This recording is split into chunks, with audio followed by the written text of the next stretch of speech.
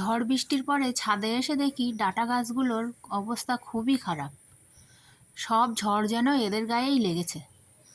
তো হেলে যাওয়া ডাঁটাগুলো আমি সব তুলে নিচ্ছি। ডাঁটা গাছগুলোর গোড়ার মাটি তো একদম চপচপে ভিজে, ডাঁটা তুললেই প্রচুর মাটি উঠে আসছে।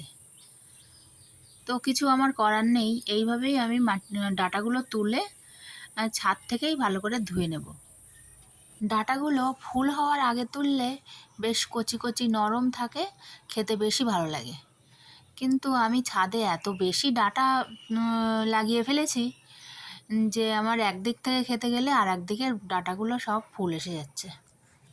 এই ডাঁটা গাছের মধ্যেই আমি 2-4টে বরবটির দানা দিয়েছিলাম, তো গাছগুলোও হয়েছে।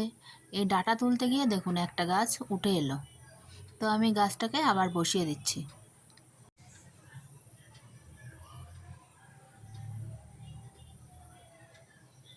আর এদিকে দেখুন ঝড়ের দাপটে আমার লঙ্কা গাছের 2টো ডাল ভেঙে গেছে। এই যে ডালগুলোতে সব ফুল এসে গেছিলো। যাক, মন খারাপ করে তো আর কিছু লাভ নেই, কারণ প্রকৃতির সঙ্গে তো আর লড়াই করা যাবে না।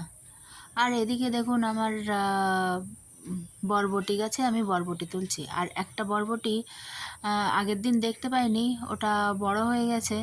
তো থাক, ওটাকে আমি বীজ রেখে দেবো। বরবটিগুলো এবার আমি তুলে নিচ্ছি। বরবটিগুলো কিন্তু আমার ওই ডাঁটা শাকের ওপরেই আমি একটা মাচা করে দিয়েছিলাম, ওখান থেকেই তুললাম। আর এপাশে আমি আর একটা ছোট্ট মাচা করে দিয়েছি বরবটির জন্য, ওখান থেকে আমি এবার এই বরবটিগুলো তুলে নিচ্ছি। আজকে আমি ছাদ বাগান থেকে এই সবজিগুলো হারভেস্ট করলাম। প্রতিদিনই কিন্তু আমি ছাদ বাগান থেকে কিছু না কিছু সবজি হারভেস্ট করি।